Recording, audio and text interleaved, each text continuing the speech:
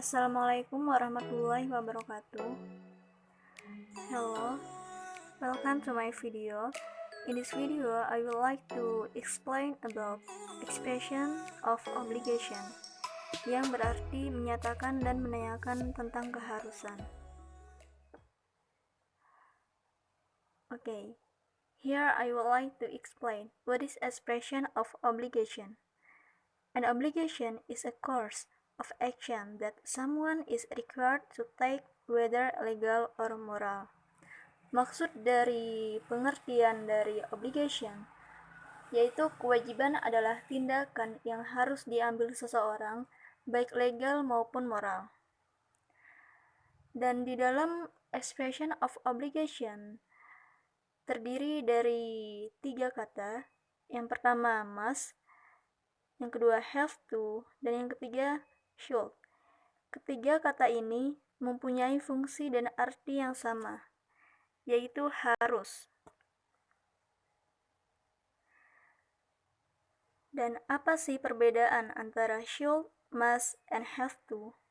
Baik, memberikan saran atau pendapat tentang keharusan adalah salah satu fungsi dari should, must, and have to. Berikut ini contoh perbedaan antara ketiga modal verbs, yaitu you should try traveling to Bali, yang artinya kamu harus mencoba jalan-jalan ke Bali. Dan yang kedua, you must try traveling to Bali. And the last, you have to try traveling to Bali. Seperti yang kita lihat bahwa kalimat ini mempunyai arti yang sama, tetapi yang membedakan adalah should, must, and have to. Kenapa? Karena pada kalimat you should try traveling to Bali, si pembicara terdengar netral atau lebih lembut. Sedangkan pada kalimat lainnya yaitu must and have to, si pembicara terdengar lebih antusias saat memberikan saran tersebut. Okay, the first about should, yang artinya keharusan, yang lembut, halus. Should juga bisa digunakan untuk memberikan saran kepada orang lain dan berfungsi memberikan saran secara halus yang sifatnya rekomendasi untuk digunakan. The formula is subject plus should plus verb 1. Example, you look so sick, you should take some medicine now. Kamu seharusnya mengambil sebuah obat sekarang. Di kalimat ini terdengar lebih lembut atau lebih netral ketika diucapkan.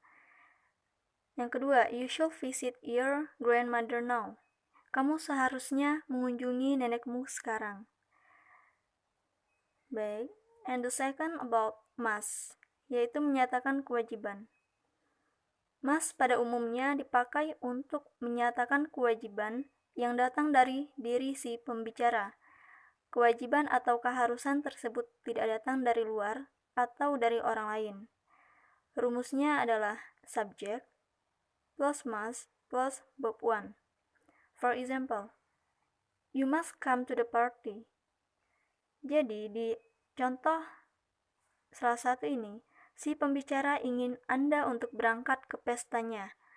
Si pembicaralah yang menciptakan keharusan tersebut. Seperti contoh lain, we must go to sleep early. You must do your homework. Kamu harus mengerjakan PR-mu.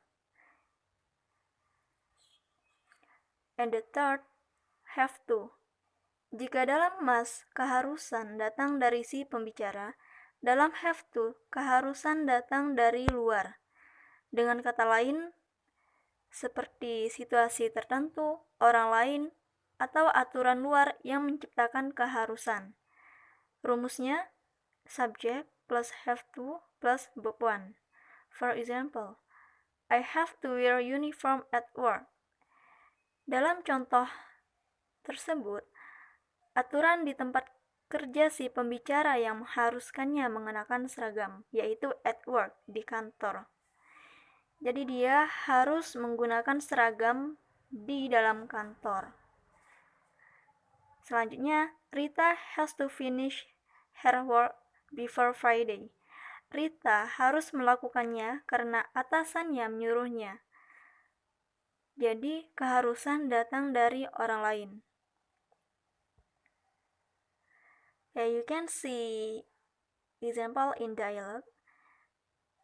The first example, teacher, why are you late? Student, sorry sir, I must help my parent. You can't go to school. Teacher, whatever your reasons, and you must know, all students must obey the school rules. Student, yes sir, I'm sorry, teacher. Okay, I forgive, but you must in law. Di dalam contoh ini terdapat kalimat I must help my parent.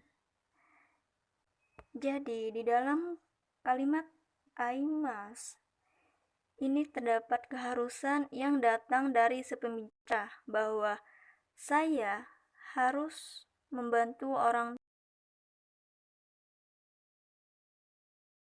Glady, I heard Winnie is leaving today. Glady, yes, she will go to Singapore today. Rias, have you said goodbye to her? Glady, it is necessary. Rias, yes, of course. You two are friends, right? Glady, yes, but I think it will make me sad to her. Rias, you will be more sad if you didn't. You have to go before she left. Glady.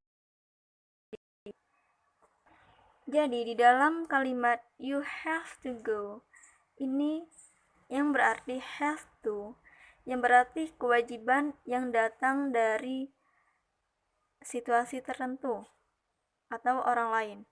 Jadi dia harus pergi ke rumah temennya sekarang sebelum dia tinggal. So, the conclusion of this material, the first about should, yang berarti keharusan yang lembut halus atau yang bersifat netral, lebih direkomendasi untuk digunakan. Dan yang kedua must, yaitu menyatakan kewajiban yang datang dari diri si pembicara. Kewajiban atau keharusan tersebut tidak datang dari luar atau dari orang lain. Dan yang terakhir have to. Jika dalam must yang seharusnya datang dari diri si pembicara, berbeda dengan have to yang keharusannya datang dari luar. Bisa dari situasi tertentu, orang lain, tempat, atau aturan luar yang menciptakan keharusan. Okay, I think enough for my explanation. Thank you so much for your nice attention. The last I say, wassalamualaikum warahmatullahi wabarakatuh.